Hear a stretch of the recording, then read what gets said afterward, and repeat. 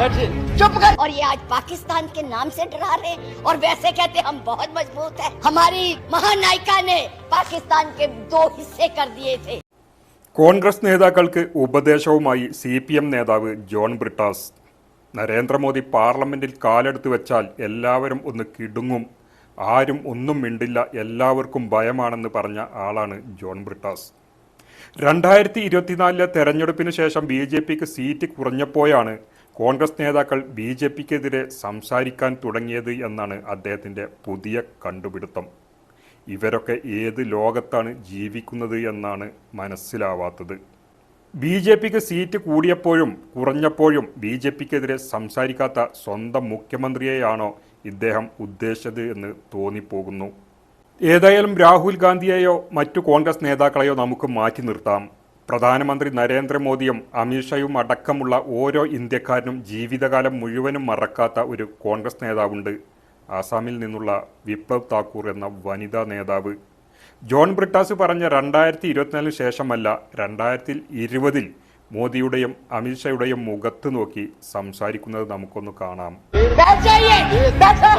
चुप कर। और ये आज पाकिस्तान के नाम से डरा रहे हैं और वैसे कहते हम बहुत मजबूत है। हमारी महानायिका ने पाकिस्तान के 2 हिस्से कर दिए थे। क्या किया है 6 साल में? अरे आज यहाँ बैठे हुए हो, हवाई जहाजों में चलते हो और उनमें चलते हो, किसने दिए, किसने बनाए? आपके पास ना तो कोई कार्यक्रम है, ना आपके पास भारत के लिए कोई नया सोच है। महाराणा प्रताप जब हल्दी की घाटी में लड़ रहे थे, किस राजा ने उसकी मदद की अकबर के खिलाफ में?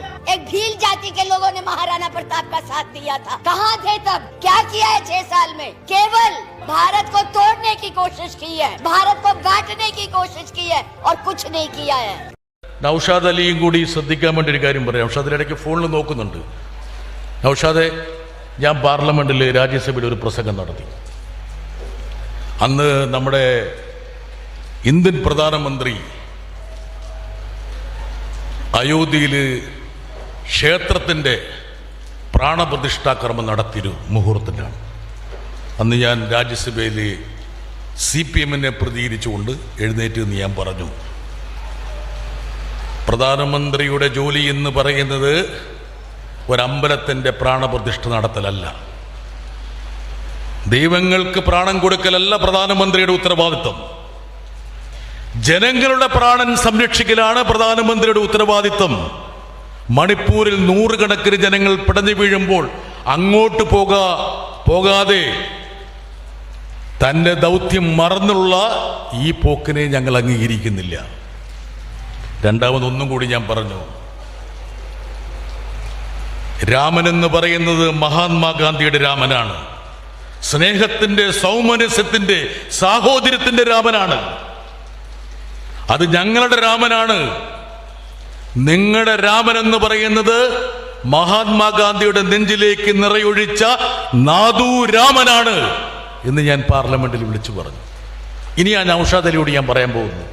ഞാൻ ഈ പ്രസംഗം ഇരുന്ന് കഴിഞ്ഞപ്പോൾ നൗഷാദ് അലി, കോൺഗ്രസിലെ 2 പ്രധാനപ്പെട്ട നേതാക്കന്മാർ എന്നെ അടുത്തേക്ക് വിളിച്ചിട്ട് പറഞ്ഞു, ബ്രിട്ടാസേ, നല്ല കാലമല്ല ഇത്, ഇത്രയും ശക്തമായി പ്രസംഗിക്കരുത്. താങ്കളെ അപകടപ്പെടുത്താൻ, അപായപ്പെടുത്താനുള്ള എല്ലാ സാഹചര്യവും ഇണങ്ങിയ ഒരു സാമൂഹ്യ സാഹചര്യത്തിലൂടെയാണ് നമ്മൾ കടന്നു പോകുന്നത്.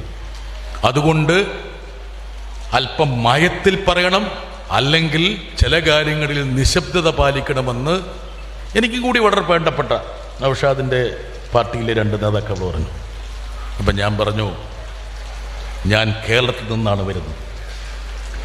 ഞാനെന്നുള്ള ഒരു പൊതുപ്രവർത്തകൻ കേരളത്തിൻ്റെ സാഹോദര്യം നൽകിയ ഒരു ഉൽപ്പന്നമാണ്. എനിക്ക് തിരിച്ച് എൻ്റെ സമൂഹത്തിനോട് പ്രതിക്രിയ ചെയ്യേണ്ട ഒരു ഉത്തരവാദിത്വമുണ്ട്. അതുകൊണ്ട് ഇങ്ങനെ അങ്ങ് മുന്നോട്ട് പോകുക എന്നുള്ളതാണ് എൻ്റെ ലക്ഷ്യമെന്ന് ഞാൻ പറഞ്ഞു.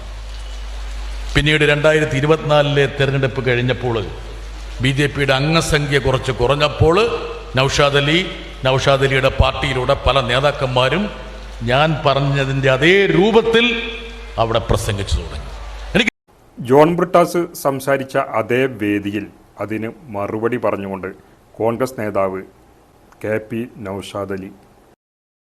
അതുപോലെ ശ്രീ ജോൺ ബ്രിട്ടാസ് MP സംബന്ധിച്ചിടത്തോളം അദ്ദേഹം വളരെ ഉജ്ജ്വലനായ, ആർക്കും അസൂയ തോന്നിപ്പിക്കുന്ന ഒരു വ്യക്തിത്വത്തിനുടമയാണ്. അദ്ദേഹം മാധ്യമപ്രവർത്തന രംഗത്ത് വലിയ വിജയമാണ്. അദ്ദേഹം സാമൂഹ്യ പ്രവർത്തന മേഖലയിൽ രാഷ്ട്രീയത്തിൻ്റെ കർട്ടന് പിറകിലുള്ള അതിൻ്റെ വലിയ നീക്കുപോക്കുകളിലൊക്കെ അതിപ്രഗത്ഭനായ, നമുക്കൊക്കെ വലിയ ആദരവുള്ള ആളാണ്. അദ്ദേഹത്തിൻ്റെ രാജ്യസഭയിലെ പ്രവർത്തനത്തെയും പ്രസംഗത്തെയൊക്കെ വലിയ ആവേശത്തോടു കൂടി, വലിയ അതൊരു പ്രചോദനം ഉൾക്കൊള്ളേണ്ടതാണ് എന്ന മനസ്സോടുകൂടി തന്നെയാണ് ഒരു ജനാധിപത്യ മതേതര വിശ്വാസികളൊക്കെ വീക്ഷിക്കുന്നത്. എന്നാൽ ഞാൻ അദ്ദേഹത്തോട് പറയാൻ ആഗ്രഹിക്കുന്നത്, അദ്ദേഹത്തിന് ED 100 മണിക്കൂർ ചോദ്യം ചെയ്തിട്ടില്ല. അദ്ദേഹത്തിൻ്റെ പാർലമെൻറ്റ് അംഗത്വം റദ്ദാക്കപ്പെട്ടിട്ടില്ല. അദ്ദേഹത്തെ ഔദ്യോഗിക വസതിയിൽ നിന്ന് ഇറക്കി വിട്ടിട്ടില്ല. നാടുനീളെ പപ്പു വിളികളോ അല്ലെങ്കിൽ സമാനമായ വിളികളുമായിട്ട് അദ്ദേഹത്തെ ആരും വേട്ടയാടുന്നില്ല. അത്തരത്തിലൊക്കെ വലിയ വേട്ടയാടലിന് വിധേയരാകുന്ന ആളുകൾ ഫാസിസത്തിനെതിരെ വലിയ പോരാട്ടം നയിക്കുമ്പോൾ ശ്രീ ജോൺ ബ്രിട്ടാസും അദ്ദേഹത്തിൻ്റെ സംഭാവനകൾ അതിൽ അർപ്പിക്കുന്നുണ്ട്. തീർച്ചയായിട്ടും അത് സ്തുത്യർഹമായ കാര്യമാണ്. എന്നാലും അദ്ദേഹം ഇവിടെ പറഞ്ഞതുപോലെ ഗുണദോഷിച്ച കോൺഗ്രസ്സുകാർ ആരെങ്കിലും ഉണ്ടെങ്കിൽ അവർക്ക് രാഹുൽ ഗാന്ധിയോട് ആ ഉപദേശം നൽകാനായിട്ട് അദ്ദേഹത്തെ പറഞ്ഞേക്കാൻ ശ്രീ ജോൺ ബ്രിട്ടാസ് ശ്രമിക്കണമായിരുന്നു.